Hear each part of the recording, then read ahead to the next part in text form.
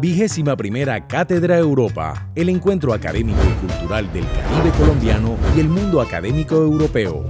Europa se vive en el Caribe.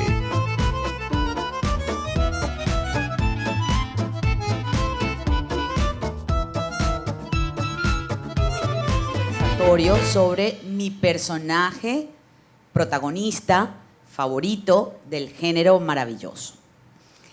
Me acompañan la escritora Sofía Rey y la profesora María Alejandra Arias. Yo soy Marjorie El Hash y entre María Alejandra y yo hemos organizado para el Instituto de Idiomas en la Cátedra Europa todo este evento de género maravilloso, que a todos nos gusta muchísimo.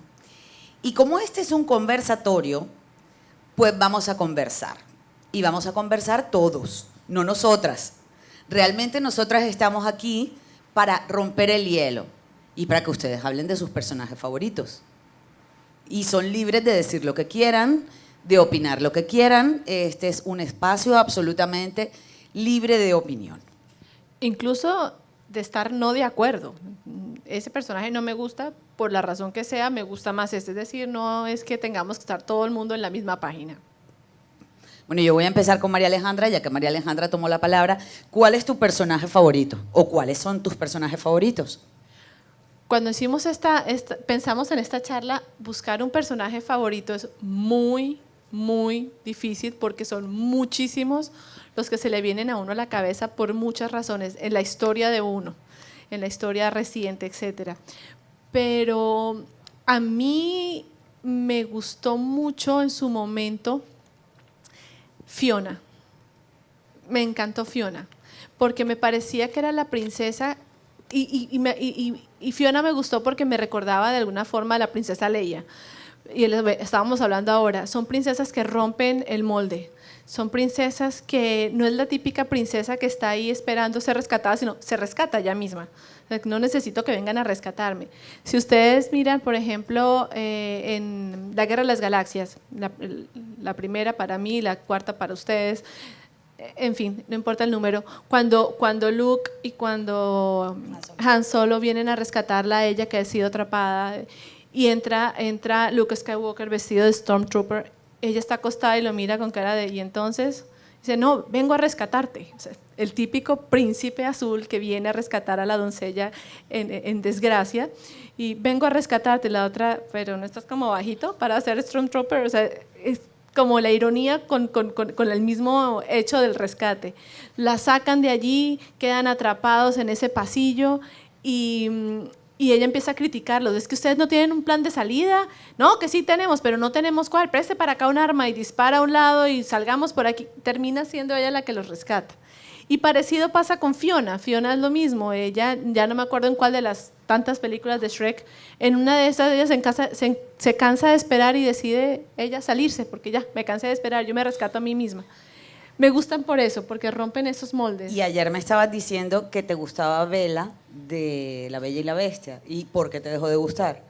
No, Bella me cae bien, me cayó mal el autor, porque al final Bella se enamora del monstruo, y ¿por qué no lo dejan así? Pero tienen que transformar otra vez, volver al canon de belleza, de premiarla, no sé, es como el premio, como te portaste bien y te enamoraste del monstruo, entonces ahí tienes a tu papacito. Pues no me cuadró ahí, pero ella me cayó bien. Además también es la que no quiere casarse, es la intelectual, ella quiere leer, ella quiere ser libre. Gastón, que es el triple ultra recontra muñeco del pueblo, pues ella no le hace caso, ella es la intelectual y bueno, una que también es medio intelectual. Pues a mí me gustaría que en vez de decirle ahí tienes de premio a tu papacito, dijeran ahí tienes de premio tus 50 sesiones de psicoterapia pagadas por haberte enamorado del monstruo. O tu biblioteca personal. También, ahí tienes tu biblioteca personal, toda tuya. Y Sofía, ¿cuál es el tuyo o los tuyos? Pues seguramente mi personaje preferido de literatura fantástica sea Yaya Ceravieja, que es una de las 3 brujas que describe Terry Pratchett en su serie de las brujas, que está compuesta por varios libros, 4 para adultos y luego una trilogía juvenil. Y Terry Pratchett es un escritor maravilloso con ese toque metaliterario, entonces él mientras va narrando inserta las reflexiones metaliterarias y te va un poco explicando qué es lo que está haciendo con estos personajes. Entonces la tríada primordial de brujas que él controla, vamos, que él dibuja, son la equivalente a la anciana, la equivalente a la madre y la equivalente a la doncella, la virgen, ¿no? La Virgen es Margarita Hostiernos, que es la típica hippie divertidísima que no sabe hacer brujería sino un montón de aparejos, cuando las brujas más decanas evidentemente no necesitan absolutamente ninguna velita ni ningún grimorio para hacer magia, y es un personaje divertidísimo. La bruja madre, que probablemente sea el mejor personaje de todos, es Tata Og.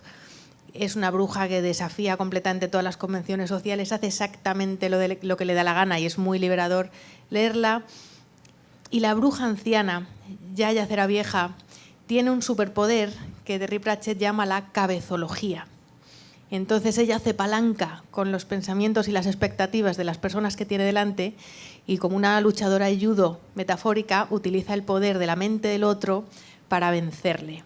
Entonces la manera en la que Terry Pratchett describe toda esta ciencia de la cabezología y hace que Yaya Ceravieja consiga resolver con ella cualquier situación me parece absolutamente fascinante. Bueno, yo tengo varios personajes. Me encanta Alicia, porque Alicia se entrega al devenir y lo asume natural, su entrada en el País de las Maravillas. Y bueno, lógicamente, la forma como se relaciona ella con cada uno de los personajes, que se relaciona con mucha naturalidad. Y bueno, tengo muchísimos personajes favoritos, pero, y no es porque Sofía esté sentada al lado mío, mi personaje favorito, y lo digo así porque me encanta, me vuelve loca, es el joven Moriarty.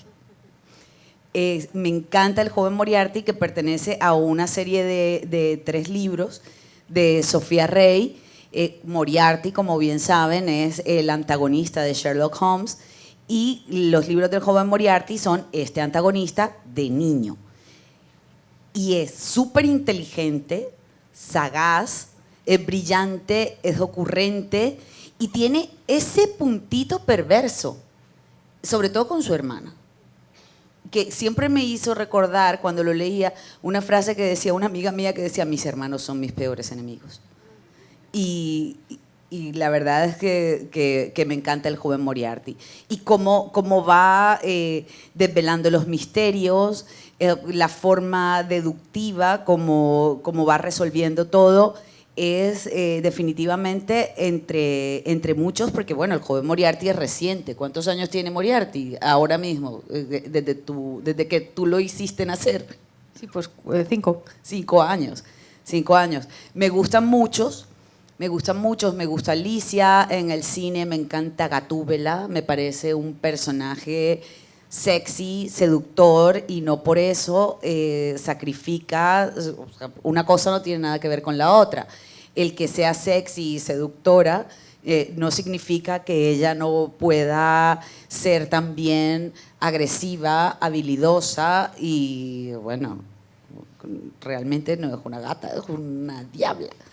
Me encantan los personajes malos, me encanta Fish Mooney, por ejemplo, de Batman, de Gotham, de la novela gráfica. Me encanta Fish Mooney como villana, como capo, porque es muy raro tener un capo de la mafia mujer. Bueno, aquí en Colombia no es tan raro, pero en general siempre el tema capo lo asociamos con hombres, y Fish Mooney es una mujer poderosa, es inteligente, y una excelente mujer de negocios, y además, pues, malosa. Y hay miles, yo creo que decir que cuál es mi favorito. ¿Algún otro, María Alejandra? Pues ahora que mencionabas películas, pensaba yo pues en su momento a mí me gustó muchísimo El Señor de los Anillos, y me acaba de leer todos los libros de la trilogía en el libro ese grande que uno tenía que leer sentado porque acostado te podía caer encima y morías en el intento. Entonces uno tenía que leerlo sentado porque es una edición de Tauro, así grandota, gigante, con unas ilustraciones de Alan Lee, David Lee, siempre se me olvida, se me confunde el nombre. Pero hermosísima la edición, pero hay que leerla sentada, es una Biblia. Y yo lo acababa de leer y salieron las películas de Peter Jackson y era ver a los personajes, ver a Trancos, ver a todos los personajes. Y yo me acuerdo que mis amigas en ese momento estaban enloquecidas por Legolas. Delicado, apolíneo, el pelo perfecto, el blower perfecto y nunca se le enredó el pelo. Perfecto, pero a mí me encantaba, era Trancos. Ah, ese hombre me parecía divino. En la escena cuando llegan los hobbits, llegan a la taberna del pony, ¿se acuerdan? ¿Pony cómo se llama? ¿El pony qué? Él. Llegan allá y él está como en un rincón fumando con una capucha y solamente se le ve uno dice, él es el malo. Pero a mí me encantó ese personaje. Uno nunca sabe, bueno, salvo hasta el final, el retorno del rey, sabe realmente quién es él. Pero al principio esa sensación de malo, quién sabe tan malo. Ambiguo. Ambiguo, sí. ¿Algún otro? Lo que mencionaste esta mañana de los personajes. Me gustaría oír lo que... Sí, ya que estamos en El Señor de los Anillos, y una cosa, porque sé que va a ser para polémica, de los personajes femeninos, por ejemplo, en Juego de Tronos, mi favorito es Arya Stark.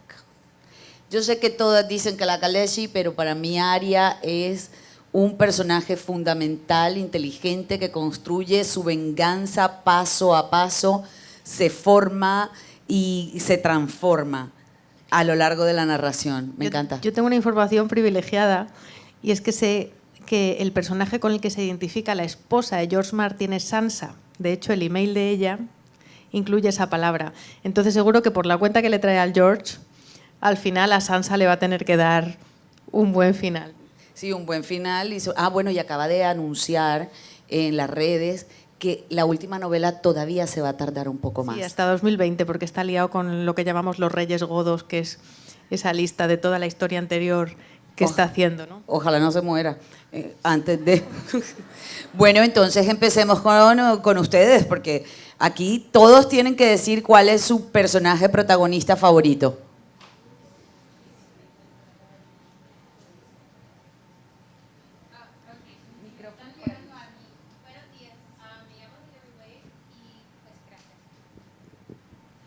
Yo también tengo como demasiados. Es muy difícil que me pego por uno solo. Pero algo que dijo María Alejandra sobre La Bella y la Bestia, es que sí hay una versión en que la bestia no se cambia. Queda en su... Se llama Rose Daughter, de Robin McKinley. Y Robin McKinley escribió una versión de Bella y la Bestia que se llama Beauty. Y 20 años después escribió segunda versión de la misma cuenta de hadas que se llama Rose Daughter. Y en la segunda, la bestia no tiene esta transformación. Él tiene una transformación más de personalidad, pero no de la física. Y una cosa, que en la primera parte en Beauty, lo bueno es que ella no es guapa, ¿verdad? También. Describe específicamente que no es hermosa y es estupendo cómo ese simple hecho le da toda la vuelta otra vez al... Y pues yo amo más o menos todos los libros de Robin McKinley. Ella es entre mis 5 autores más queridas. Yo leo y releo sus libros. He leído como cientos de veces algunos de sus libros. Y todos tienen mujeres muy interesantes, muy, muy chéveres. También me gusta The Hero and the Crown. Es que no sé cómo se traducen los títulos, lo siento mucho. El héroe y la corona, pero es heroína, la heroína y la corona, algo así. Pero es de una chica que se enseña a sí mismo cómo pelear contra dragones y con un caballo de solo 3 piernas. Y bueno. ¿Quién más?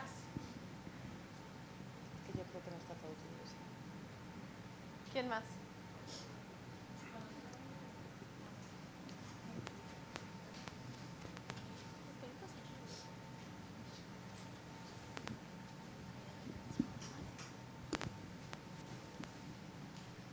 Bueno, hablando de Juego de Tronos, no Canción de Hielo y Fuego porque todavía no me lo he leído, amo a Cersei, la amo con toda mi alma. Controversia por todas partes, lo sé, pero no ¿Te sé. gustan las malas? O sea, desde que comenzó la serie me ha gustado bastante, bastante, bastante por su aferración al poder, por su por la autoridad que se da ella misma de imponencia ante los demás. Me encanta mucho eso. Y casi la odio cuando en la última temporada cuando casi manda a matar la montaña a su hermano. Casi la odio en ese momento, pero lo dejó ir, se salvó, menos mal. Es que nos podrían hacer psicoanálisis según el personaje de Juego de Tronos que nos guste, pero no hay uno bueno. No hay manera de salvarse. ¿No? Te gusta el que te guste, es raro. No sé si hay alguno que se haya leído los libros de Percy Jackson o algo así. Bueno, amo a Rachel, la amo. Primero porque prácticamente no es una semidiosa, es alguien, una persona común y corriente que no infiltra, sino que comienza a socializar con ellos y crea una amistad que no es normal, por lo que los semidioses solamente, pues por la cuestión y todo eso, solamente interactúan entre ellos. Me encanta demasiado. Cuando peleó contra Cronos, peleó entre comillas porque solamente le tiró un cepillo. Y se me está escapando otro. Creo que ya.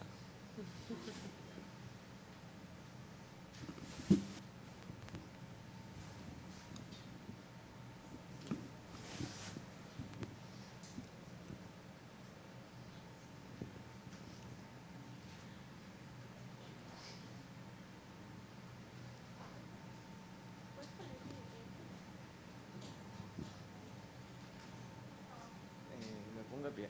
Bueno. Bueno, ya que mencionan El Señor de los Anillos, hay una cuestión con los personajes del Señor de los Anillos, que es que, por ejemplo, cuando se habla de él y sobre los personajes que más gustan, pues normalmente oigo es mencionar a Legolas, a Aragorn, de pronto Gandalf, y yo vengo acá como a defender un poco la parte de los hobbits. Recuerdo, por ejemplo, que una vez hablando del Señor de los Anillos con un amigo y de hecho un profesor que había tenido la fortuna de leerse los libros, estaban hablando pues de estas cuestiones y diciendo como que, pero Frodo, discúlpenme la expresión, es culepava. Y Traducción para el profesor español. muy aburrido.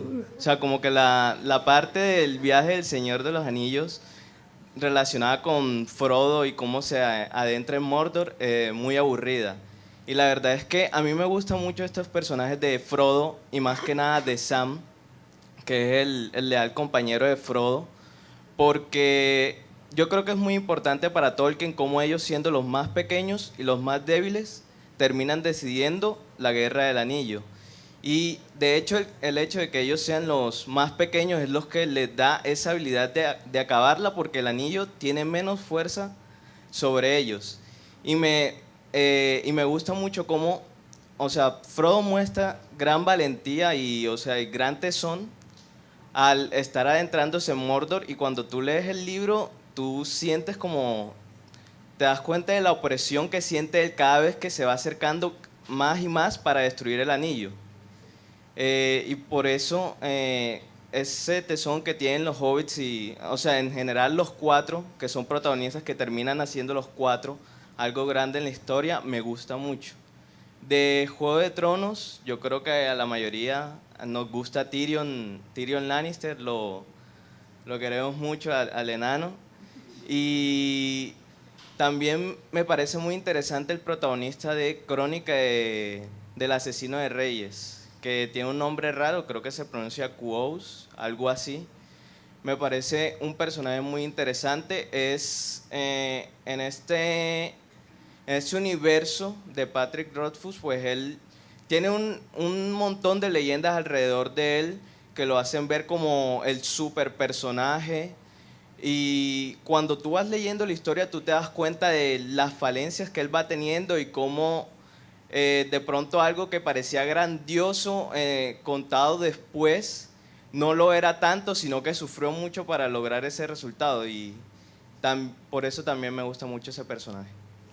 Curioso, mira, a mí de la novela de Patrick Rothfuss me gusta mucho, no Quote cuando está estudiando magia y toda esta historia, cuando está jovencito, sino cuando ya está vencido, que está en la taberna, que se rumorea quién es él. Y el otro personaje, ¿tú te acuerdas cómo se llama? O tú, el que está con él siempre, que es una especie de mago. Como un demonio, sí.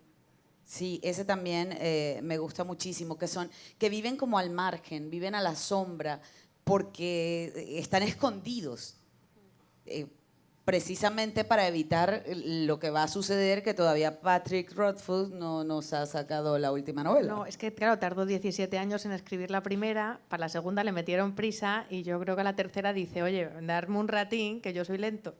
Pero es verdad que Quoth, cuando se hace mayor, tiene muchas concomitancias con Geralt de Rivia, ¿verdad? Sí. Que es ahora un personaje que, bueno, en Europa los libros siempre han sido muy populares, no sé si aquí los tenéis también, pero ahora con el videojuego, pues claro, o sea, se ha disparado la popularidad un montón.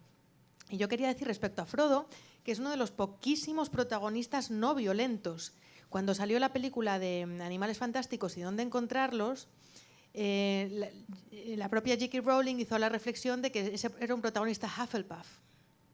Ya sabéis, ¿no?, que Gryffindor es el sanguíneo, el activo, Slytherin es el retorcido, Ravenclaw es el intelectual y Hufflepuff es el bondadoso. Y hay poquísimos protagonistas en la ficción en general que tengan ese perfil, que sean no agresivos. Se me ocurre, por ejemplo, Arthur Dent, el protagonista de el manual del autoestopista galáctico, y algunos protagonistas de Clifford Simak o de Isaac Asimov o de David Brin, por ejemplo, El cartero. Es una novela maravillosa con un pequeño tinte utópico dentro de la distopía que os recomiendo. Y es verdad que son muy escasos y es muy difícil levantar toda una historia con un protagonista que no es agresivo.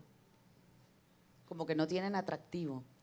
Bueno, yo desde luego creo que sí que lo tienen, pero es que están de hecho apostando por un modelo diferente de masculinidad, ¿no? Es muy interesante. Sí. ¿Alguien más?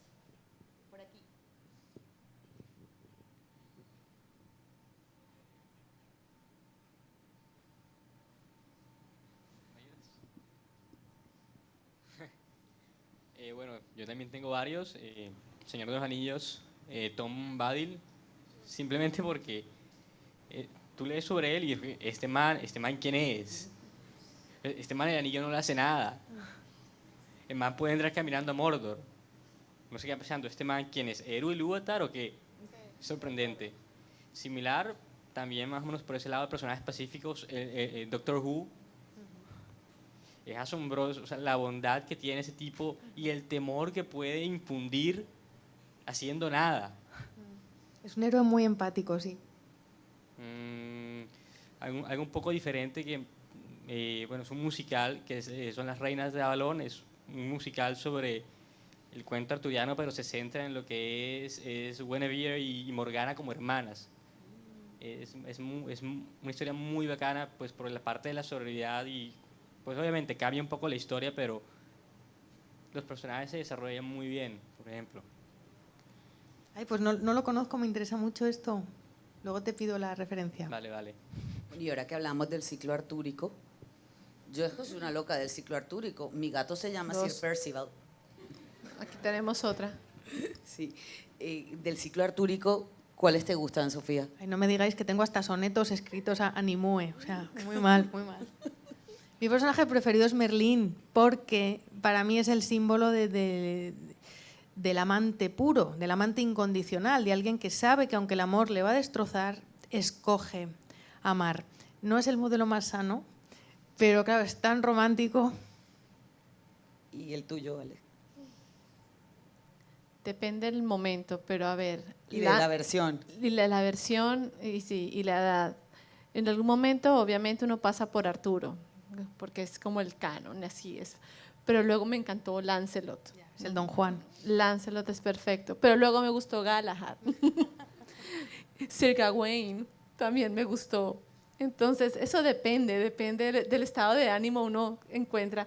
Me caía gorda, perdón, no me caía muy bien Guinevere. Esa sí me parecía como agüita tibia. Como Es que creo que hay mucho que no sabemos de ella, por eso seguro que hay... Seguramente, porque me gustaba más Morgana. Morgana Le Fay me parecía más interesante. Ella se me hacía tan, no sé. Hay también de todas las versiones, ¿no? Porque hay muchas, al final es tradición oral, con lo cual cada uno de nosotros puede escribir su propia versión del ciclo artúrico. El Chrétien, ¿no? El Chrétien de Troyes. A mí me gusta de la versión de Sir Thomas Malory, me gusta definitivamente Arturo. Pero en Las nieblas de Avalon, que la historia se centra en las mujeres, Morgana es el personaje. Morgana es lo máximo y todas las mujeres que son al final quienes deciden los destinos de esos hombres en Las nieblas de Avalon. Luego hay otras versiones que se acercan más a la cuestión histórica de Arturo como un héroe de post-romano y bueno, allí quizá Sir Percival es bastante relevante. Es que hay muchas versiones y también la edad, ¿no? Lo que dice María Alejandra, de acuerdo con la edad. Y de los que están aquí, ¿algún personaje favorito del ciclo artúrico? O medieval, así, sin ser tan específicos.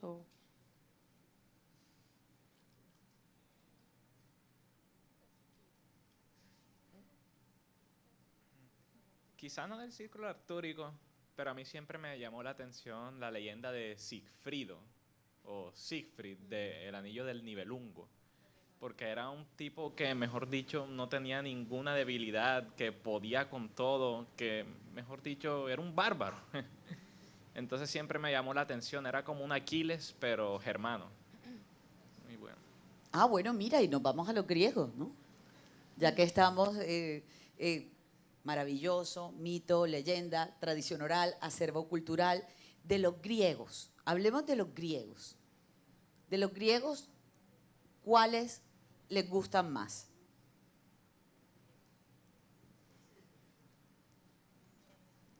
Parece que no hay nadie fan de los griegos aquí. Aquí hay un fan de los griegos, por favor. De los griegos yo diría que Heracles, por buscar, digamos que por su 12 trabajo, el hecho de que son una búsqueda de la redención de su propio pecado. O sea, que el tipo, un semidios, tiene todos estos elementos, la superfuerza, una resistencia, pero, digamos, es víctima de un complot mayor. En este caso, era el enviar la locura como venganza de algo que ha hecho su padre, no él, y el que paga es él, y él es el que le toca hacer todos estos trabajos para redimirse a sí mismo.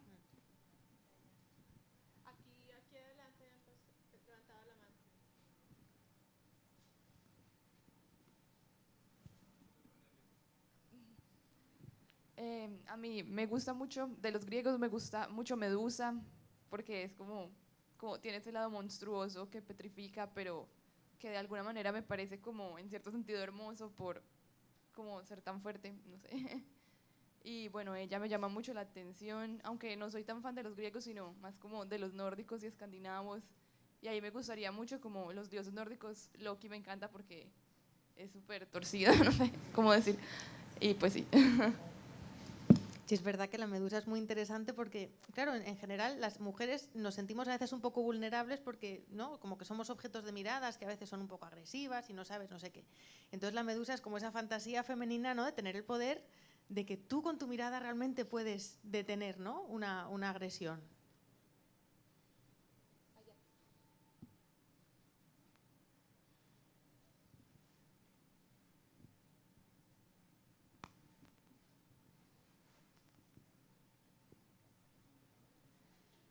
Pues yo creo que de los griegos el que más me llama la atención sería Ulises, Odiseo, porque pues como su nombre lo indica, él vivió una odisea y todo porque tenía un objetivo en mente que era llegar a su hogar. Y me gusta como que una lucha contra la tentación. A él se le dio la oportunidad de vivir con la ninfa más hermosa se le dio la oportunidad de tener muchos tesoros, se le dio cualquier oportunidad de este mundo, pero lo único que quería era volver a su hogar. Y es un ejemplo admirable para mí. Es verdad, y además a Odiseo le pasa que el protagonista no es pues un Heracles, no es un tío muy musculoso con unos poderes, sino que es el pícaro, ¿no? El superpoder de Ulises es su inteligencia, su astucia y cómo consigue ir engañando a todos sin tener a lo mejor un físico. Y me parece sorprendente, ¿verdad?, que se pusiera el protagonismo en esta figura, y muy moderno, muy avanzado, claro, por eso ha pasado a la historia. Allí detrás y aquí.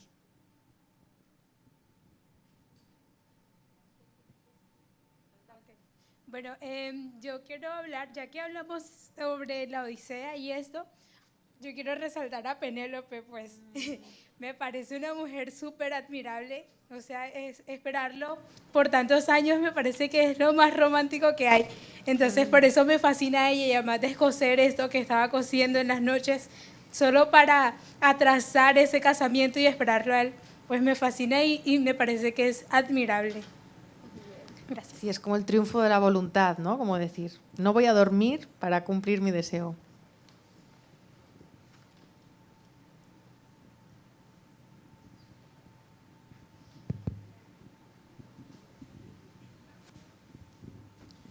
Bueno, mis historias favoritas de la mitología griega. A mí no me gusta mucho el romanticismo y eso, pero me encanta la historia de Orfeo y Eurídice. Y también me gusta mucho la historia de Pandora, sobre todo el final donde el último mal, que es el que de verdad mata al hombre, que es la esperanza en las causas perdidas. Entonces esas son mis historias favoritas. La mía también es la de Orfeo y Eurídice. Me encanta. Como Es comentaban, súper triste, ¿eh? Sí. Es para llorar sin parar. en una conferencia anterior a esta, pienso que también la mitología griega ha sido víctima de Disney, sobre todo en, digamos, esa caricaturización, digamos, que le restan antagonismo a los dioses griegos, que tienen dos cosas que se me hacen muy particulares. Una, que todos hacen parte de una misma familia, ¿cierto? Es como una familia díscola, donde todos se traicionan y, ¿cierto? Hay envidia, hay todo tipo de bajas pasiones entes, por darles algún nombre, de una misma familia, y eso se me hace muy real, ¿cierto? Está esa envidia natural entre hermanos, ¿cierto? El hecho de ser dioses no los aleja de los bajos instintos humanos. Y el otro, y el hecho de que, digamos, son esa fuerza que, digamos, que detenta el poder, pero al mismo tiempo manipula, ¿cierto? Los hombres, para los dioses griegos, los hombres somos simples figuras de un juego de mesa, ¿cierto? Que ellos mueven de acuerdo a su disposición, a su querer, y eso se me hace no tan mitológico, se me hace muy real. Bueno, ahora que estamos hablando de mitología griega, me parece que una de las historias más interesantes en la mitología es la de Antígona, de Sófocles, ya que ella es una mujer que hasta es usada mucho en el feminismo ahora como imagen, ya que pasa por encima del Estado y por encima del rey en ese momento para darle una sepultura a su hermano. Que, o sea, es muy interesante porque en este caso no se está hablando de un amor romántico, sino del amor de una mujer hacia su familia y hacia sus creencias, que por esa razón es que ella decide pasar por encima del Estado, que en ese momento era Cretón, o sea, el nombre del rey, creo que Creonte. Entonces ella pasa por todo eso, y a pesar de que su hermana y sus hermanos están muertos, pero su hermana está en contra de que ella le dé una sepultura a su hermano y que todo el mundo está en contra de ella igual decide hacerlo, y por esta razón ella y su prometido, que es el hijo del rey en ese momento, que por amor a ella decide apoyarla, terminan muriendo. Entonces me parece una historia muy interesante y que lleva mucho ideologías también que se están aplicando en estos momentos. Entonces, gracias. Sí, es importantísima, como la historia de las troyanas también, la historia de Casandra, ¿no? Son realmente historias fortísimas de Lisístrata. ¡Ay! Esa es la huelga que teníamos que haber hecho el 8 de marzo. Esos son unos arquetipos de un feminismo tan radical que nos queda muy en el futuro incluso ahora mismo. O sea, son historias que se escribieron hace 2000 años y que son tan radicales y tan avanzadas que casi que no las podemos ni asumir.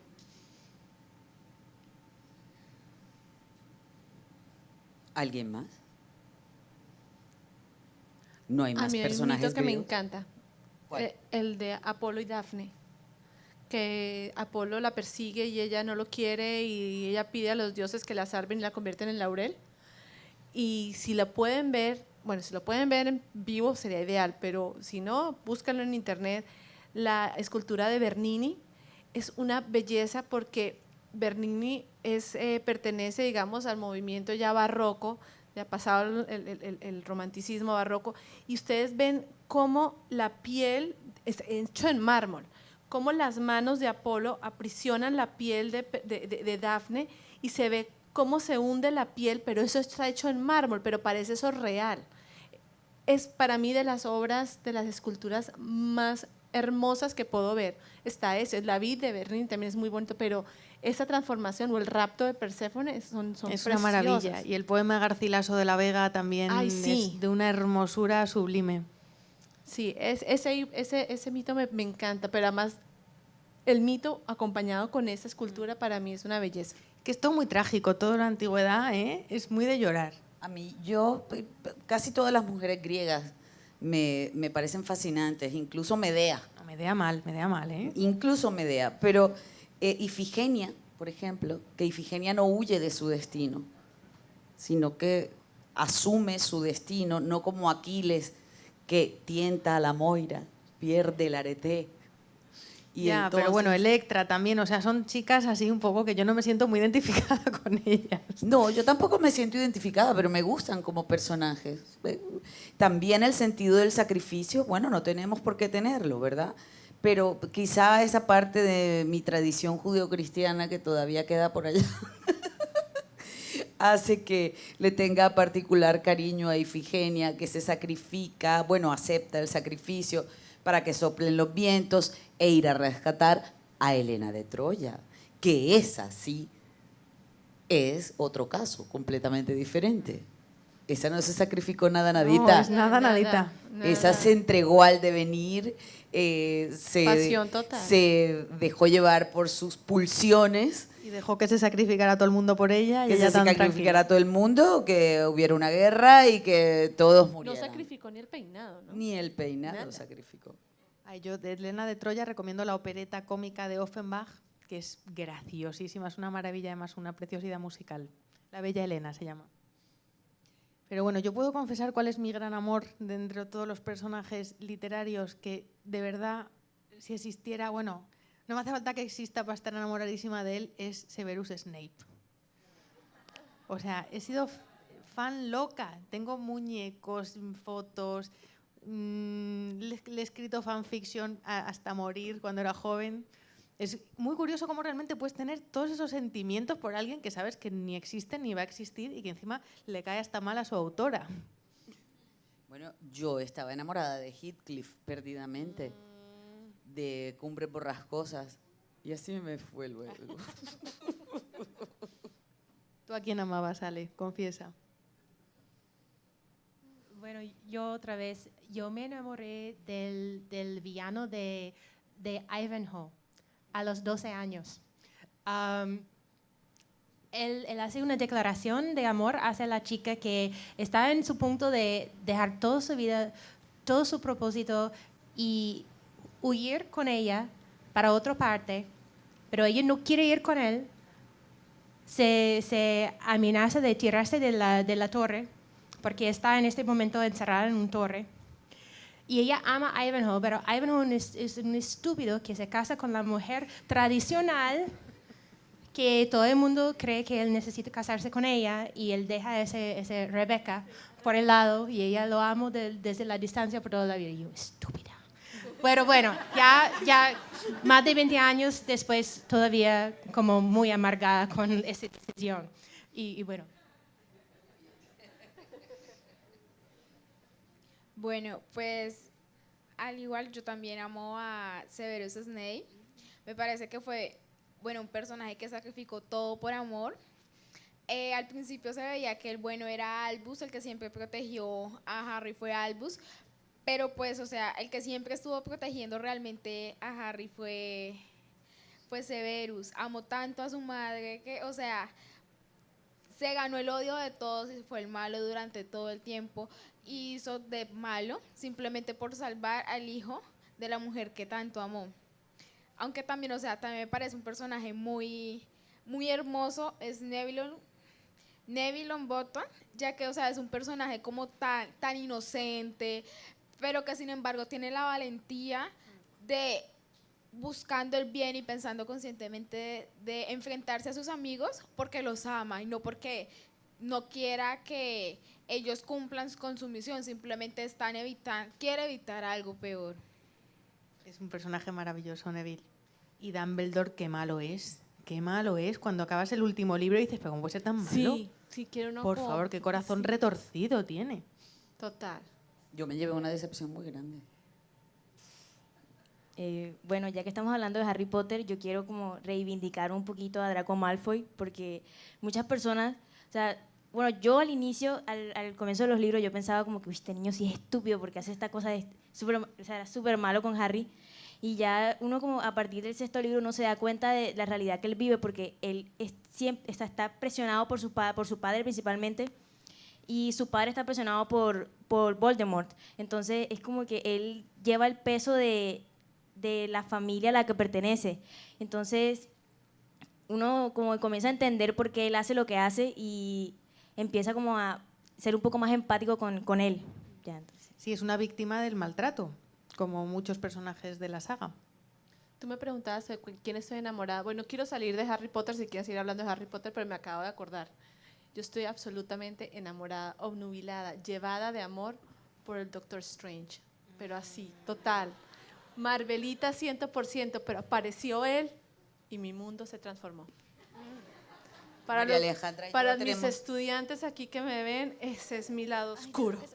Doctor Strange. María Alejandra y yo tenemos ese problema, que las dos estamos enamoradas de Doctor Strange. Podemos compartirlo en horarios diferentes. El Doctor Strange, si quiere, se desdobla en 2 cuerpos o en 5, o sea, no os preocupéis. Claro, él puede viajar astralmente. Mira, ahí está. Bueno, yo me lo pido físico. Entre Madrid y Barranquilla. Yo me lo pido físico. Tiene para todas. Astral para ti. Bueno, yo también vivo enamorada de los personajes de Marvel, pero me gustaría volver un poco a Harry Potter porque al igual que han comentado, yo también me cambió la perspectiva en muchos personajes al llegar al último libro. Así como durante toda la saga pensamos que Albus Dumbledore era el hombre más sabio que existía, después nos damos cuenta que en realidad había tomado muchas decisiones malas y que Severus Snape daba la apariencia de tener esta maldad respecto a Harry y siempre como querer tratarlo mal y querer que nunca tuviera éxito. Al final nos dimos cuenta que muchas de sus acciones fueron impulsadas por el amor que sentía por Lily. Pero así como muchos fans de Harry Potter, uno se sumerge tanto en este mundo que ha llegado a escuchar varias opiniones. Entonces me crucé con una que me ha puesto a pensar sobre Severus Snape. Y es si en realidad todos los actos que cometió cuando era joven, como unirse a este grupo de Voldemort, a los mortífagos, unirse a los mortífagos y hacer tanto daño y atacar a sus compañeros dentro de Hogwarts cuando estaba joven, son realmente justificados por el amor que sentía por Lily. O sea, en serio, toda la maldad que alguna vez profesó en realidad se ve justificada simplemente porque la amaba. Pero es que eso en realidad no importa, ¿no? Quiero decir, que cuál es la causa del mal no es a lo mejor lo importante, sino la posibilidad de redención, ¿verdad? Que es yo creo que la historia que nos cuentan con este personaje, que tú has podido hacer unas cosas gravísimas, pero tienes la posibilidad de superarlas o de corregirlas. Ok, sí, en realidad cuando ponemos todo en perspectiva después de darnos cuenta que lo hacía por amor, nos damos cuenta que en realidad muchas de las cosas que hacía por Harry eran para defenderlo y no en pro de hacerle daño, sino claro, que cuidaba su vida. Que da igual si era por amor o no era por amor, ¿no? O por culpabilidad, porque claro, él tiene una culpa enorme respecto a Harry porque permitió que mataran a sus padres, ¿no? Claro. Pobrecito Severus.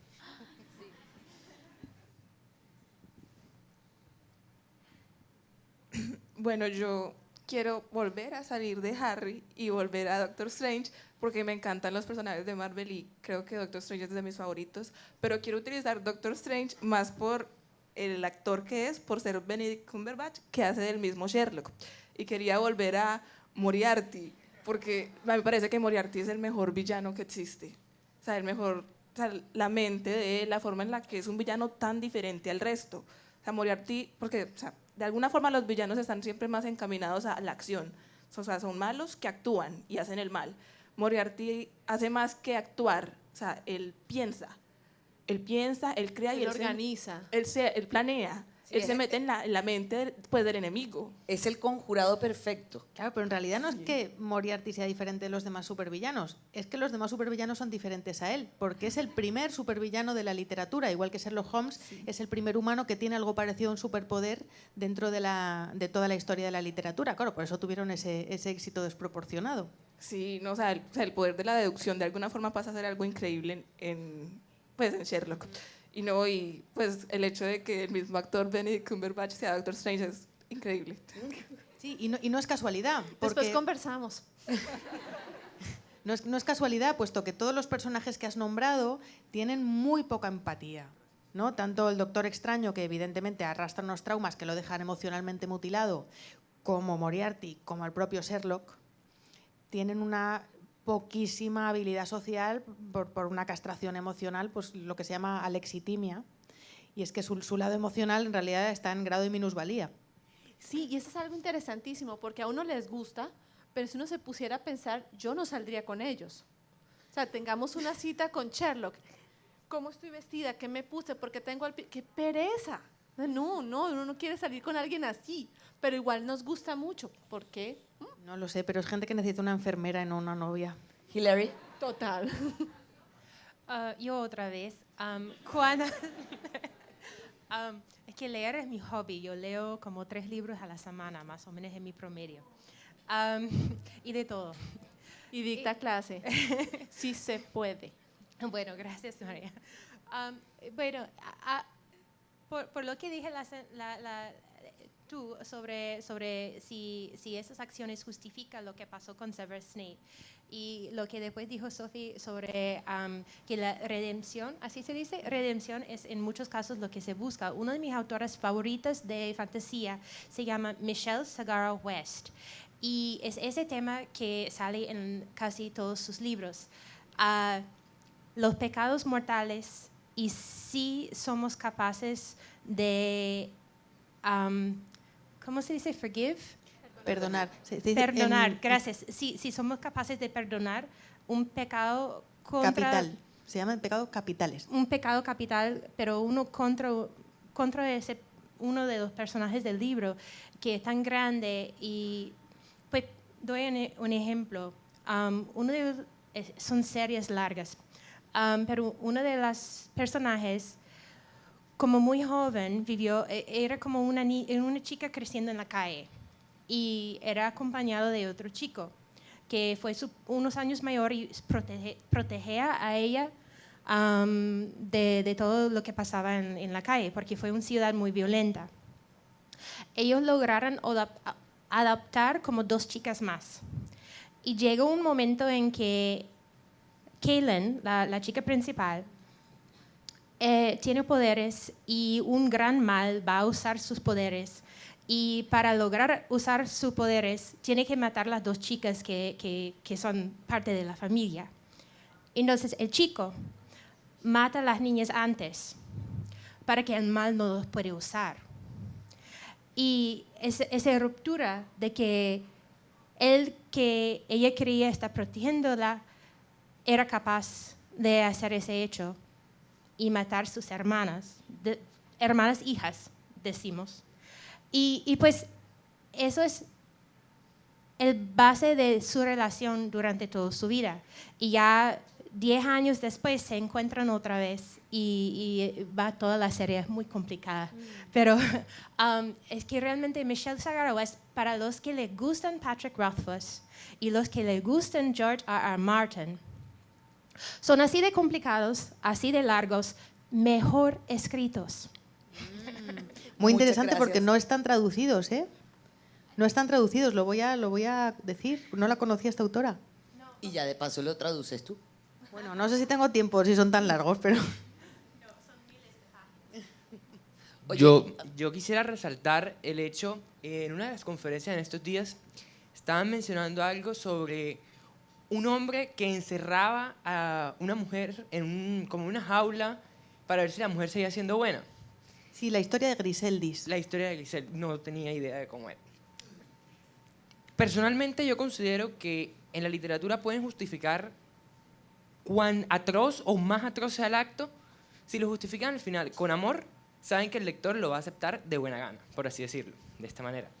Un ejemplo sería, y no solamente por amor, si nos vamos a la parte del convencimiento que utiliza, por decirlo de una forma, una mayoría sobre una minoría, me remito, por ejemplo, no sé si alguien se ha visto 12 monos. Okay, en 12 monos, el ejército de los 12 monos comete las mayores atrocidades a lo largo del tiempo y las justifican ante el sentido de benevolencia con su teoría del Mesías. No voy a hacer spoiler, pero bueno. Sí, porque todavía estamos esperando la última temporada. Entonces, no solamente es el vínculo amoroso como tal, sino que logran crear esa dependencia ante una idea y logran defenderla al precio que sea, aunque vaya en contra de sus propios principios. Y otro punto importante, no sé si es una comparación un poco baja de nivel, pero estábamos hablando de la Odisea y yo recuerdo mucho unas palabras de una profesora en el colegio. Ella decía que actualmente son muy pocas las creaciones que no tienen una base histórica o una base que se encuentra en la literatura clásica. Y ella nos puso este ejemplo puntual, y es, por ejemplo, Tony Stark para los fanáticos de Marvel. Yo digo una cosa, sabemos todo lo que pasó Odiseo.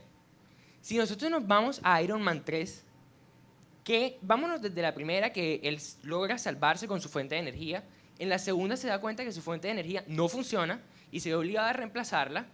Podríamos poner que en la tercera, claramente cuando está tirado en la nieve, completamente roto, estaría enfrentándose como a un tipo Caribdis o Escila, que se enfrentó Odiseo, que es estar entre la espada y la pared. Entonces, ahora comprendo mucho más esas palabras de que de pronto no completamente la literatura actual, pero que sí tiene muchas de sus bases en la literatura clásica. Y uno de pronto no lo entiende y dice que no, porque he escuchado a mucha gente que los clásicos son aburridos. Personalmente considero que es un comentario completamente ignorante, porque a la larga todo lo actual tiene en eso sus bases. Yo siempre he dicho que desde los griegos ya todo está inventado.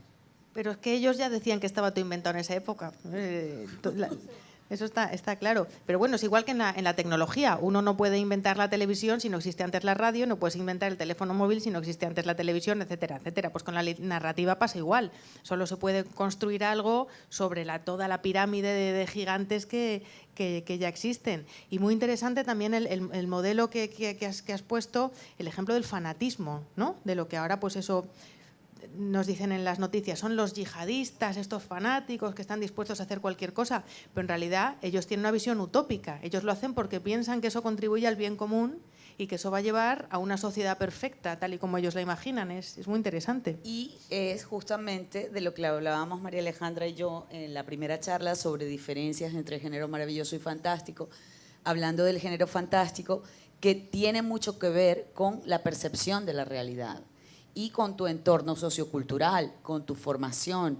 Efectivamente, ahora estamos en un momento histórico en el que la mayoría de la gente traga entero, hay exceso de información, exceso de ruido y al final acabamos opinando lo que pillamos en internet, en los medios de comunicación. No tenemos tiempo para digerir la información, para analizarla, para asimilarla y para sentar una postura respecto a esa información. Sí, en alguna parte leí que nosotros ahora nos alimentamos de ecos, del eco de lo que escuchamos, de lo que leímos, de lo que alcanzamos a entender, de lo que el otro opinó, de lo que dijo el otro, de lo que dijo el otro. Es decir, no cantaremos algo propio o algo que hayamos no sé, entendido nosotros, sino es como lo que opinan los demás y esa es mi opinión. Entonces es como la opinión de los ecos. Sí, que nos cuesta también ir a las fuentes y que no vamos directamente al origen de la noticia, sino que nos conformamos con el rebote. Sí, porque además es una práctica común. La agencia EFE publica la noticia y la replican todos los periódicos y es la misma noticia y entonces tú la ves en El País, en El Mundo, en El Heraldo, en El Tiempo, en El Espectador y es la misma noticia de agencia EFE. Y mira tú, qué buen análisis has hecho. y hemos acabado hablando de otra cosa completamente diferente. Así que quiero retomar al hilo de lo que dijo Hillary de Ivanhoe, de los personajes medievales. Mis personajes medievales, protagonistas, favoritos son Tristán e Isolda. Uy, es muy bonito. Eloísa y Abelardo. Eloísa y Abelardo también. Es más, creo que quizá más Eloísa y Abelardo que Tristán e Isolda, porque tú lees Tristán e Isolda y te das cuenta de que se portan muy mal con el rey y que realmente se enamoran por una pócima. Sí, es una cuestión mágica. No es un amor real. En cambio, el de Eloísa y Abelardo es un amor que curiosamente parte de lo racional, de el atractivo intelectual que tienen el uno por el otro, y ahí es cuando se dispara ese amor y se crea una relación que dura hasta la muerte. Es un clásico medieval como Paolo y Francesca de la Divina Comedia también. Hola. Miguel. Hola. Bueno, completando un poquito la intervención del compañero, por ejemplo, nosotros los comunicadores pues nos enseñaron, ahora que estamos trabajando guión y producción de toda clase de proyectos, nos hablaron de la esquematización de las narrativas, donde hay como una historia prima y de ahí derivan muchas inspiradas en que por lo general son como la mitología griega y todo eso. Pero les quería preguntar a ustedes, en lo personal, perdonen si desvío el hilo de alguna manera, ¿qué hacen para ustedes, por sus gustos o por cómo condiciona el contexto, a un personaje completamente inolvidable, teniendo en cuenta los gustos personales de cada una? ¿Qué hace un personaje inolvidable? Bueno, yo creo que los grandes escritores de personaje, que son sobre todo para mi gusto Dickens, y de Dickens parte toda una tradición inglesa de la que J.K. Rowling, por ejemplo, se alimenta muchísimo, lo que consiguen es hacer personajes emocionantes, que es muy difícil porque tú puedes hacer un personaje que sea más o menos verosímil, que tú te creas que es una persona, ¿vale? Pero claro, es muy personal que eso te replique el eco de una emoción en ti mismo y pues eso, yo creo que hay tantos tipos de resorte emocional como personas estamos en esta sala. A mí me pasa, por ejemplo, un personaje me llega cuando es un personaje que explota también su sensibilidad, que no es el personaje típico rudo que no pasa nada, sino que es un personaje que también puede llegar a ser sensible no sensible llorón, no es ese sensible, sino sensible de que pueda tener empatía de alguna manera con lo que les rodea, así sea por un instante. A veces, por ejemplo, mencionaban Sherlock, él a veces se preocupa por Watson, pero es un instante, ese instante como que lo siente uno humano, lo siente, ay, me cayó bien, pero luego otra vez se distancia. Pero digamos ese momento, esos momentos como de cercanía, me llama la atención en algunos personajes. Ahora, con todas las herramientas informáticas aplicadas a la narratología, es posible analizar muy rápidamente grandísimas cantidades de texto. Entonces, se ha descubierto recientemente que las historias más populares a lo largo de la historia son aquellas en las que el protagonista primero es muy infeliz, después consigue la felicidad y después vuelve a ser infeliz. Y si os dais cuenta, pues eso, muchísimos protagonistas de Dickens, de las hermanas Bronte, sufren exactamente este mismo esquema, ¿no? Empiezan siendo muy desgraciados, consiguen la felicidad y otra vez Cata Crocker, Harry Potter le pasa esto, ¿verdad? Porque al final, bueno, derrotan al mal, pero todos los que se han llevado por el camino es realmente una tragedia, ¿no? Sí, de hecho, pienso que tiene que ver mucho con identificarnos nosotros con ese personaje. Estos personajes son, en cierto modo, reales. Es decir, no todo el mundo tiene su final feliz y lo normal es que oscilemos, ¿no? Entre estados de felicidad, estados de tristeza, todos hemos tenido tragedias en la vida Y eso es lo que te hace identificarte con un personaje, la conexión real que puedas llegar a tener con él. A mí digamos que no quiero decir que me identifico con un personaje por esto y esto y esto otro, tiene que ser así, tiene que ser así, para que sea inolvidable para mí. No, creo que es algo que tiene que ver más con mi inconsciente, más a nivel inconsciente, que hay algo allí que durante la lectura me hace clic en el cerebro y me crea una conexión con ese personaje, que no necesariamente tiene que ser el protagonista, puede ser un personaje secundario o incluso un personaje que aparece 2 o 3 veces a lo largo de la obra. A ver, comercialmente está claro que hay una receta para el éxito, y es que si tú eres un lector, tú no vas a absorber toda la intensidad de la novela, ¿no? Entonces tú, para sentir un 20%, necesitas que te estén describiendo unas emociones al 80%. Entonces, aquí tenemos de nuevo el ejemplo en Juego de Tronos, en Harry Potter.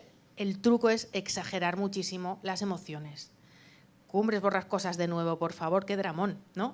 Nos están poniendo unas emociones y unas bajas pasiones y unos dramas de altísimo grado para que nos llegue la parte más intensa posible. Y a veces incluso no es necesariamente el personaje que uno necesariamente en ese instante cree que le va a gustar.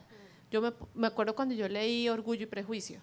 O sea, me lo leí y me pareció qué ladrillo insoportable. Y después lo retomé y yo decía, pero ¿por qué no me gustó? ¿En qué estaba pensando? Y empiezo a ver pues, que todos los personajes empiezan a ser más importantes. Darcy, al principio me pareció un petardo, luego Darcy ya lo entiendo porque además hay que entender el contexto. Claro. Entonces, a veces los libros, para que tú entiendas un personaje, tienes que entender el contexto en que lo ubicas. Si estás pensando en Darcy, siglo XXI, es un petardo, pero Darcy, siglo XIX, es perfecto. Y que te llegue a la edad adecuada, porque yo recuerdo haberme leído cosas con 13 años que decía, ¿what? Pero claro, lo lees ahora y dices, ya lo entiendo. Exacto, exacto. ¿Qué más personas?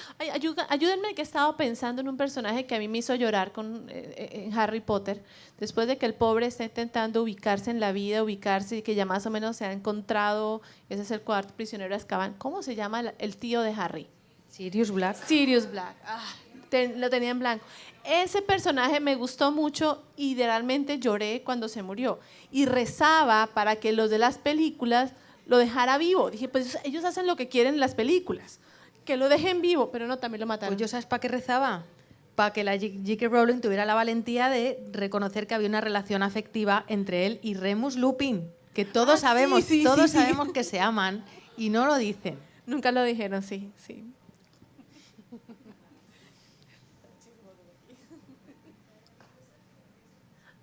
A ver, ¿quién más? Allá.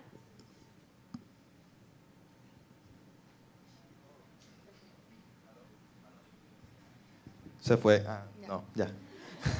Esto puede sonar un poco extraño o verse un poco extraño que yo esté hablando, pero estoy interesado ya. Tú eres parte del público, así seas staff de Cátedra Europa, por favor. Preguntar.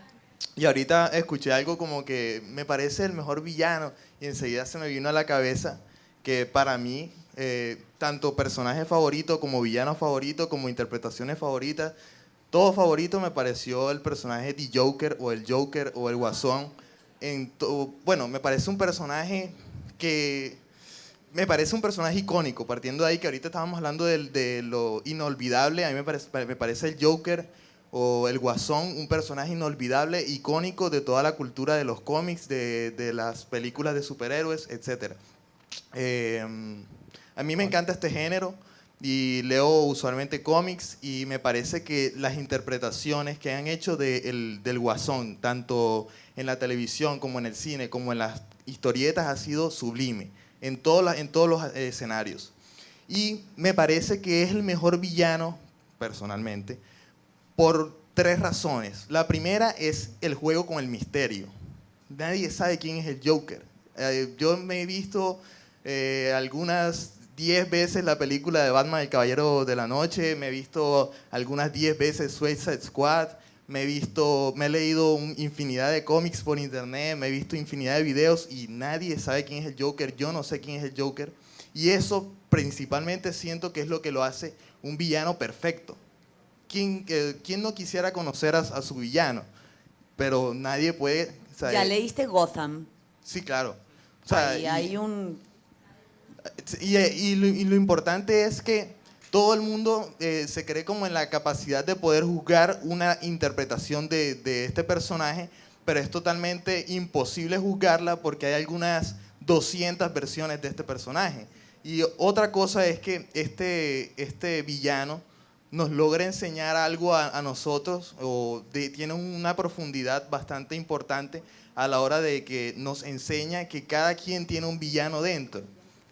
Juega con ese punto que lo dice en un cómic, y es que todos estamos a un mal día de convertirnos en un villano. Y eso es súper interesante porque hay días en el que uno mismo se siente como que yo no me identifico. ¿Quién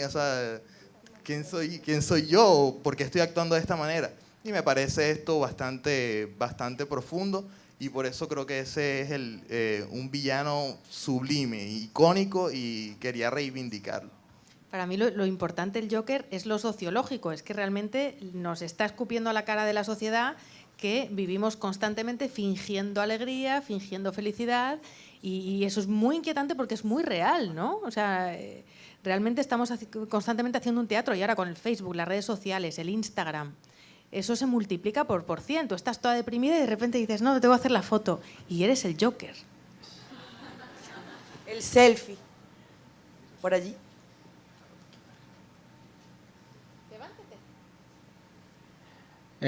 Bueno, yo quería comentar otro personaje, pero ahora que tocaron un poco el tema de cómics, también quería mencionar que el Guasón, porque ya estoy acostumbrado a la traducción y me gusta, de hecho. Quería completar lo que él decía de que, si bien es cierto que hay interpretaciones en el cine que me han parecido maravillosas, creo que todavía no se ha logrado una interpretación que sea tal cual el Guasón de los cómics. Creo que el más cercano ha sido el de Jack Nicholson, y aún así le dieron un origen que, si bien fue interesante para hacer una historia alternativa, si no sigo siendo el Joker o el Guasón de los cómics, creo que todavía nos queda esa adaptación definitiva del personaje que espero algún día ver a futuro.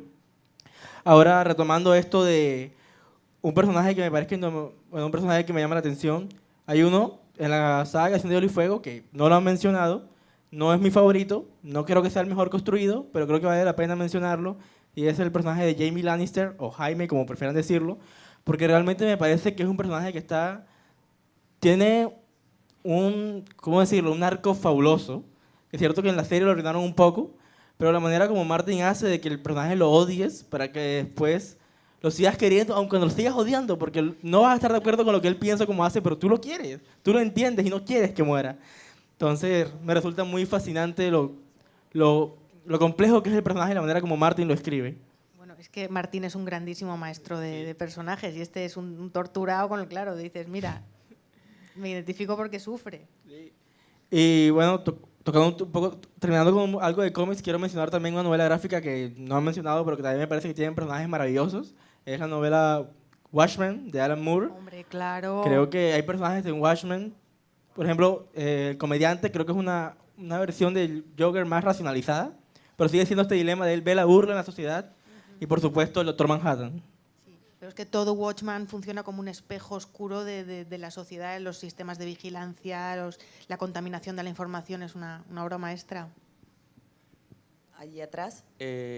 Bueno, acá que mencionaron ahora el Joker, hay un cómic que salió no hace poco, pero sí ya tiene su tiempito, que se llama La Guerra de Darkseid. Acércate al micrófono. La Guerra de Darkseid, Batman no tiene la silla de Mobius, Mobius creo que se llama, y en una parte dice que ya sabe quién es el Joker. ¿Ah? Bueno, en esa versión dice que ya es, pero no seguí leyendo el cómic, me desentendí totalmente y los he vuelto a buscar y no he encontrado la versión que sigue después de eso. Pero pues en esa versión se supone que ya él sabe quién es. Yo creo que el Joker es Batman, porque si os fijáis, Joker es casi como Jekyll. Ahí lo dejo. ¿Por aquí alguien quería hablar? Bueno, no sé si 2 puntualidades, pero les recomiendo a mucha gente que le interese también el personaje del Joker. Sacaron un cómic que se llama The Killing Joke, Batman The Killing Joke. Entonces explican un origen, que es el origen que actualmente creo que es la mayoría de los fanáticos y escritores están de acuerdo con este origen que se presenta aquí, acerca de, pues, el Guasón.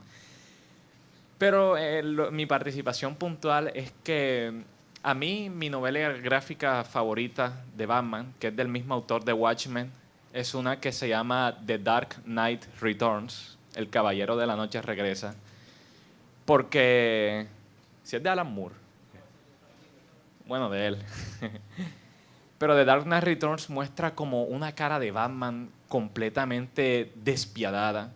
O sea, porque por decirlo así, Batman pierde la fe en la sociedad.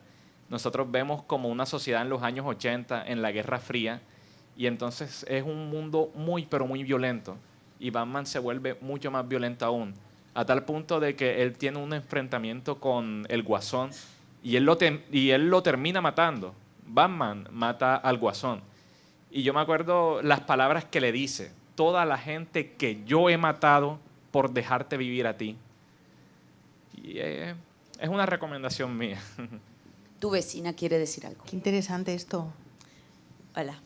Bueno, regresando un poquito a Juego de Tronos, a mí me parece que, como estaba diciendo lo de Cersei hace una hora atrás, hay un personaje muy importante que hace parte de la familia Tyrell. O sea, no para spoilear, pero ellos ahora mismo no están tan bien, ya como que en la última temporada. Pero Marjorie, que es la que va, como que queda prometida con, la que va a ser reina, que termina siendo reina, pero ajá. Ella y su abuela. O sea, me parece que la capacidad de manipulación que tienen ellas dos y de lograr manipular a todo el mundo, inclusive en muchas ocasiones a la propia Cersei, que es supuestamente la más mala de todas, pero se dejó manipular muchas veces por ellas dos para conseguir sus objetivos, me parece que son de los personajes más fuertes e inteligentes de la serie.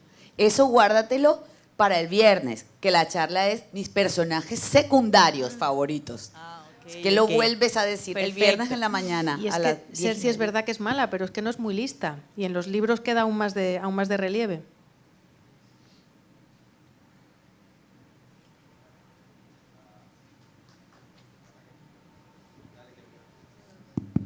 Ahora que estaban hablando del Joker y todo este tema de Batman, por ejemplo, que llega a romper su código moral, que es una de las principales características de Batman, quería preguntarles sobre sus antihéroes favoritos, porque me parece curioso cómo, a pesar de que muchos personajes se supone que nosotros no deberíamos apoyarlos o no deberíamos identificarnos con ellos, son tan populares en la cultura. Mi antihéroe preferido en el sentido, a lo mejor no de que es malo, sino de que es un héroe muy raro, es el Quijote, ¿verdad? Porque, claro, se supone que él quiere luchar con la justicia porque está loco, ¿no? En ese sentido está luchando en contra de toda la sociedad y el sentido común y de todo lo que le dice la gente que le rodea, que le queman hasta los libros, ¿no? Porque él cree en sus principios. Deadpool para mí es mi antihéroe favorito.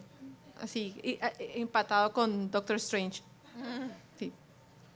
Yo ahora que lo pienso, creo que no tengo antihéroe favorito. Qué aburrida soy.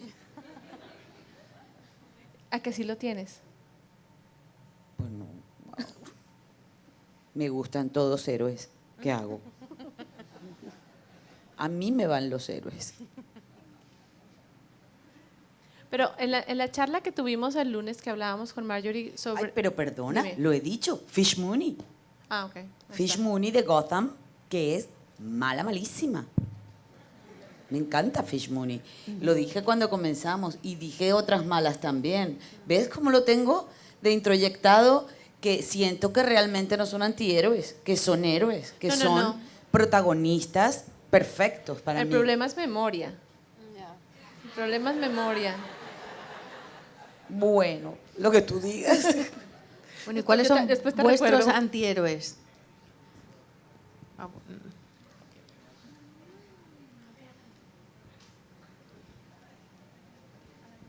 Ahorita que mencionaron Watchmen, yo recuerdo uno que me encantó a mí que se llama Rorschach, que tiene como una máscara que se mueve, como el test de Rorschach. Pero a mí me gustó algo en particular, y es que él dice que él antes era como un vigilante y que él no mataba a sus villanos, pero que un día estuvo investigando un caso de una niña que la habían violado y que al parecer el violador después le había dado a comer a los perros los restos de la niñita. Y el tipo, ¿qué hizo? Cuando llegó ese villano, lo amarró, prendió la casa y simplemente se quedó viendo hasta que la casa se volviera ceniza. Eso enseguida me recordó a una frase de Nietzsche: quien lucha contra monstruos se arriesga a convertirse en uno. Yo creo que esto pasa con los antihéroes. Empiezan así, luchando contra monstruos, y llega un momento en el que la oscuridad, por decirlo así, los atrae tanto que simplemente la única forma para combatirla es volviéndose un monstruo peor. Que de ahí viene el título de Watchmen, ¿no? ¿Quién vigila a los vigilantes? Sí.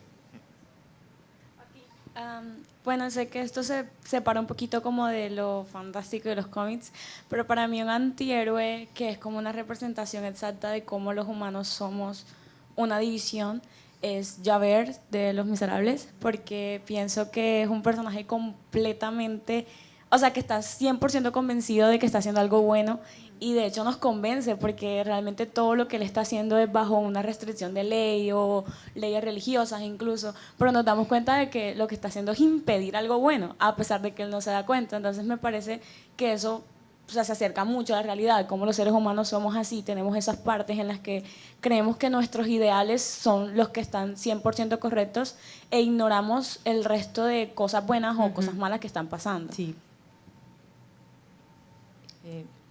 Bueno, yo soy muy fan de los antihéroes y la verdad, o sea, mi antihéroe favorito es Light Yagami, de Death Note, no sé si se lo han visto. Bueno, él es, o sea, para mí es el antihéroe por excelencia porque muchas personas creen que su filosofía es correcta, pero otros, una gran mayoría piensa que él simplemente es un asesino, que, o sea, es un egoísta que solo quiere grandeza y fama. Podemos verlo cuando, o sea, literalmente el anime se basa en la confrontación entre Light, Kira y L, porque técnicamente esos son los dos grupos de, o sea, las personas, los que ven el anime siempre van o por apoyar a Kira o por apoyar a L. Entonces esto es una gran confrontación, pero para mí Light tiene una filosofía de verdad muy comprensible y estoy de acuerdo con lo que piensa. Bueno, y haciendo como una relación con otro antihéroe, es Lelouch de Code Geass. Él es totalmente diferente a Light, pero también se considera un antihéroe porque él lucha contra el gobierno de su padre y lo hace, o sea, a veces toma decisiones que son muy extremas, entonces por eso uno puede estar en contra o a favor de él, pero a diferencia de Light, Lelouch es más humano, mucho más humano, entonces por eso siempre, como en el mundo del anime, hay una gran guerra entre quién es mejor, si Light o Lelouch. Entonces, ya se queda decir eso. Allí atrás no han hablado, vamos a darle oportunidad a los que no han hablado. Allí atrás hay una chica levantando la mano hace rato, la de la camiseta roja. Mientras llega ya un comentario, ya que alguien nombró anime. A mí me encanta. Y el anime tiene algo particular y es que lo blanco y lo negro muchas veces se difumina en grises. Y el que es bueno no es tan bueno y el que es malo tampoco es tan malo. Me acuerdo ahora de una serie que me encantaba, bueno, de hecho 2, 3, 4, 16, bueno, muchas. Voy a nombrar 2. Hellsing, me encantaba Hellsing y el protagonista es Drácula, es el malo. Y él es el antihéroe también, porque es que además él es el que va y mata a todos los demás y los asesinatos son espantosos, pero él es el protagonista y él es antihéroe también. Eso por un lado. Y por otro lado, Evangelion. New Genesis Evangelion me parece que hay que verla como 3 o 4 veces la serie para uno entender al final un poquito, porque es que es una filosofía impresionante, pero tampoco se sabe si al final los Evas eran buenos o eran malos, qué pasaba con esas dos en general, pero pienso que el anime tiene esa particularidad, las buenas series, que esos grises se difuminan muy, muy fácilmente y uno no sabe al final quién es quién. Allí atrás. Bueno, retomando el tema de los cómics, pues quería hablar de un personaje que va a salir muy próximamente en el universo cinematográfico de Marvel, que es Thanos. Hablando como un personaje pues súper villano que lo vemos ahora pues dentro del personaje del cómic, ahora pasando a la película, pues cómo se ve que la vida pues de este supervillano toma ese sentido de que cómo lo, o sea, viene desde pequeño, cómo lo trata la familia en el propio planeta donde él habita. Entonces vemos cómo targiversa la cuestión de todo lo que uno vive desde pequeño a lo que va a ser próximamente. Entonces vemos que fue alguien que se enamoró, pero sufrió, el amor no fue correspondido hacia él. También vemos que era tratado pues por su familia como el patito feo, el guasimodo de su familia, y vemos cómo esto tiene persecución al final, donde lamentablemente pues vemos morir a nuestros casi personajes favoritos en todo el universo de Marvel, como uno de los grandes personajes, por ejemplo Hulk, termina como casi avergonzado enfrentándose al gran Thanos. Entonces, también quería hablar de eso. Gracias. Por aquí Por acá hay la dos. mitad que no han hablado todavía. Los de la mitad no han hablado.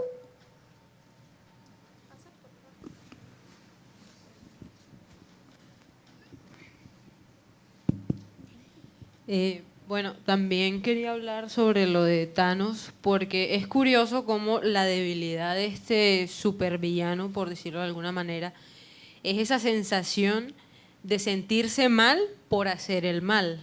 Esa es su debilidad, lo cual es curioso porque es un personaje que destruye su raza, que además representa una amenaza para los Vengadores, y aún así aquello que más lo debilita es el que se siente mal por eso que hace. Entonces quería también, aprovechando que ella habló de Thanos, dar esa como dicotomía que hay en el personaje. Fenomenal. Pásale el micrófono a él. Bueno, ya que mencionaron cómic y anime, a mí me gustaría traer un personaje que es de un videojuego. El personaje es de la primera entrega de la trilogía de un RPG japonés llamado Dark Souls, de Hidetaka Miyazaki. Pues más que todo en el contexto de Dark Souls, el juego se basa en una edad primigenia en la que solo había oscuridad y dragones que tenían las escamas duras como piedra. El personaje en concreto sería un antagonista llamado Sid el Descamado. Es un dragón que nace albino y sin escamas, y por ende sus demás hermanos dragones lo veían como un miserable, un inútil y que se iba a acabar muriendo, a diferencia de ellos que eran inmortales. Cuando se da el surgimiento de la llama primigenia, los dioses que son Nito el nigromante, la bruja de Isalid y sus hijas, y Win, señor de la luz solar, van en contra de los dragones para tomarse el territorio, por así decirlo. Entonces, este personaje en concreto traiciona a sus propios hermanos y le dice al Win, señor de la luz solar, la única debilidad de los dragones, que son los rayos, de forma que logran destruirlos a todos ellos. Entonces me parece interesante el cómo es capaz de traicionar a los suyos con tal de solo vengarse de ese tormento que le causaron. Además de que al final él se obsesiona por alcanzar esa inmortalidad y la obtiene mediante un cristal. Él estudia magia y obtiene esa inmortalidad parcialmente. Aquí.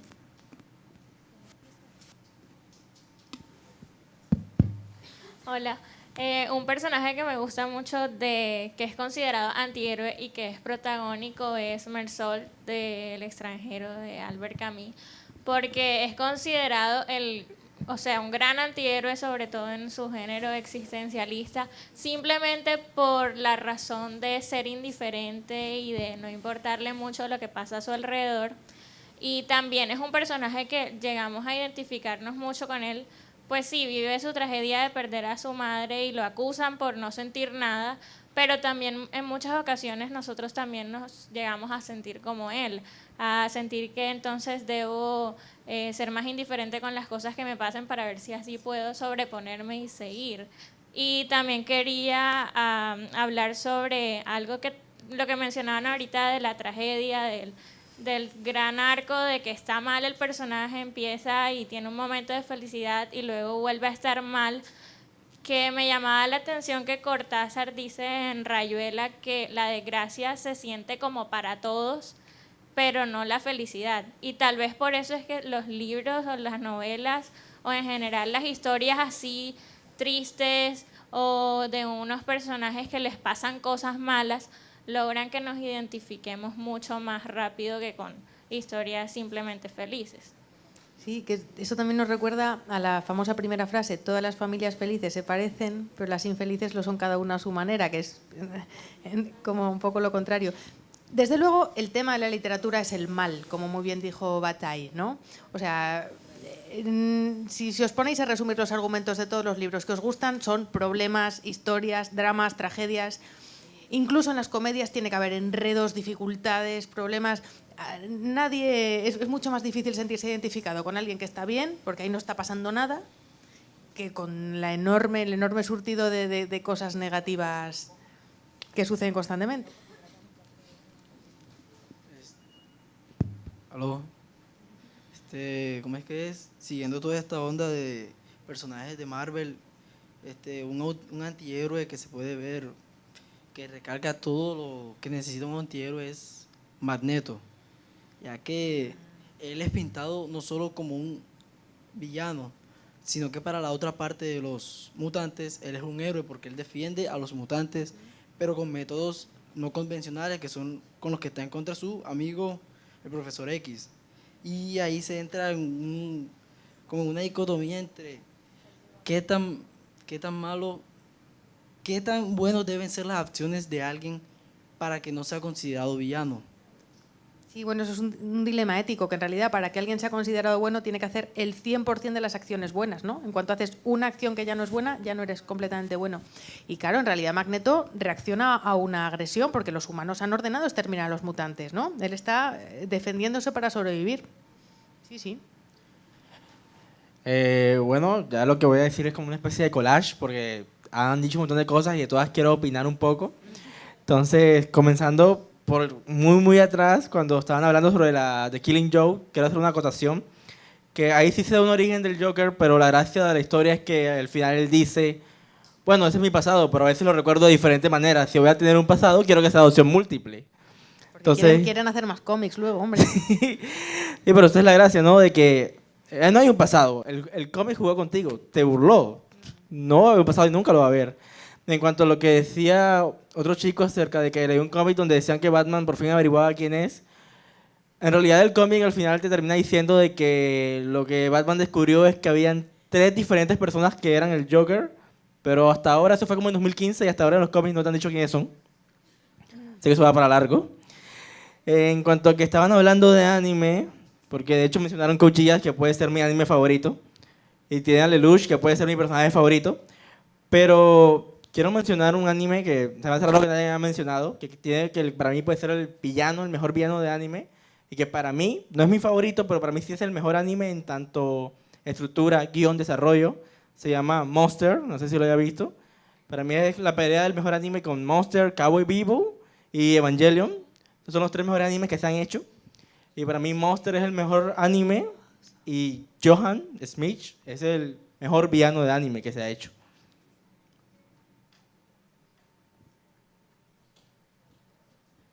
Bueno, aquí como... No, me pongo de pie.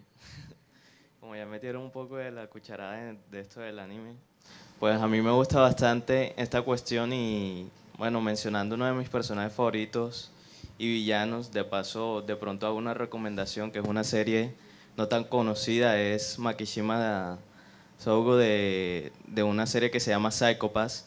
Es una distopía donde, digamos, es muy interesante porque la gente podría decirse que en este mundo no tiene libertad, sino que de acuerdo a sus aptitudes, esta gente es puesta en diferentes puntos de trabajo. Y de hecho la protagonista de esta serie lo que tiene de especial es que como es apta para varios trabajos, entonces digamos que su problema es que tiene esta libertad en un comienzo. Y me gusta mucho este villano porque la premisa es que se mide la psique de las personas y dependiendo de su psique, pues se determina si esta persona es buena o mala. Y llega un punto, digamos, que si es muy mala, se utiliza algo que se llama Dominator y las terminan destrozando completamente. Y lo que sucede es que este personaje es muy malvado, pero como que su psique no se altera, sino que cuando hace estas cosas malvadas, como que su mente le dijera que es lo correcto. Y por eso él puede cometer un montón de crímenes y su psicópata le mide muy bajo, le llega incluso cuando asesina a una persona a 0. Y es muy interesante porque este personaje como que está en contra de esta sociedad y hace estos crímenes, pero como que con estos crímenes quisiera buscar es que la gente buscara cierta libertad. De hecho, en algún momento le dice, no te va a ser a la protagonista, no te va a servir de nada utilizar eso, porque a mí no se altera su estado mental. Y le tira una escopeta para que ella decida matarlo o no matarlo en ese momento. Entonces, muy interesante. Recuerda un poco a V de Vendetta, ¿no? Todos los parámetros del personaje. Un poco volviendo pues, a los villanos y a la dicotomía, para mí lo que hace pues interesante un villano es que realmente no son malos. Los villanos son héroes para ellos mismos desde su punto moral. Por ejemplo, aunque esto no es, digamos, un libro como tal en el lore de Demonios los Caídos, de Mundo de Tinieblas, los demonios caen por amor y por orgullo, porque Dios les dijo, ustedes no pueden comunicarse con los humanos que crearon, que son los que más aman, no pueden guiarlos. Y ellos sabiendo por un ángel de la cuarta casa que algo le iba a pasar a la humanidad, una desgracia, ellos deciden caer para guiar a la humanidad por amor. Entonces, pues, ¿son buenos o son malos? Cuando realmente la maldad en lo que es esa historia se crea por el pecado de Caín, que lo volvió el pecado de Dios por su lógica, creando el mal en el mundo. Yo no sé hasta qué punto, cuando hablamos de buenos y malos, hay que ponernos en esos términos maniqueos de bien y mal, más bien como de fuerzas que se complementan, no sé. Hombre, desde luego todo el rato se juega con eso, se juega con la visión judeocristiana, con las normas morales del cristianismo y se define el bien con ese parámetro y luego evidentemente se va jugando con los claroscuros. Perdonen por interrumpir el hilo para los stands de anime, los fanáticos de anime. Quería regresar un poco cuando estaban hablando hace como media hora de Game of Thrones y del Joker y de Batman y todo eso. Porque cuando una vez traducen toda la literatura, todos los mangas, todo lo que es escrito, los cómics, a una adaptación en cine o a la televisión para hacerlo más accesible a una audiencia mayor, son estas adaptaciones las que convierten y que inmortalizan a los personajes, y ustedes como fieles consumidoras de este tipo de contenido, ¿se han decepcionado o sus experiencias han sido superadas con un personaje en específico en alguna de estas adaptaciones? O sea, un personaje que hayan visto que les gustaba y de pronto se decepcionaron al momento de verlo en pantalla, o de pronto que no le habían prestado tanta atención y al verlo plasmado en pantalla les haya cambiado la percepción por completo. A mí me decepcionó bastante la adaptación de una de mis novelas preferidas, que es Luces del Norte, de la trilogía Philip Pullman. Hicieron esta película que estéticamente era muy impresionante, pero que en realidad no tenía nada del espíritu del libro y claro, por eso se la pegaron. Y estuve hace poco en una mesa con Tim Powers, que es un autor que le han adaptado varias obras al cine, un excelente novelista, os lo recomiendo. Entonces al tío le preguntaban, ¿y tú qué piensas cuando te vienen y te ofrecen muchísimo dinero, pero te enseñan un guión que es muy diferente a tu libro? Y dice, yo acepto el dinero, porque mi libro está ahí, el que quiera se lo va a leer. Luego que hagan la versión que les dé la gana, pero eso no va a contaminar mi libro, ¿no? Y yo creo que en cierto modo es verdad, porque los libros permanecen y luego si hay otro creador que quiera hacer una versión que la haga, no, eso no influye. En mi caso, por ejemplo, yo me leí El Señor de los Anillos antes de que salieran las películas. Y si bien Peter Jackson hizo un excelente trabajo con la adaptación, no se compara con el libro. Por ejemplo, el tema del nombre de las espadas es casi que es poesía en el libro, y eso se pierde totalmente en la película. El hecho de que Aragorn lo rescate esta elfa, lo rescata, que en la película aparece así, en el libro no es ella quien lo rescata, es otro elfo. Es decir, sí hubo cambios que de repente uno esperaba, pero bueno, uno entiende que pues tienen que hacerlo.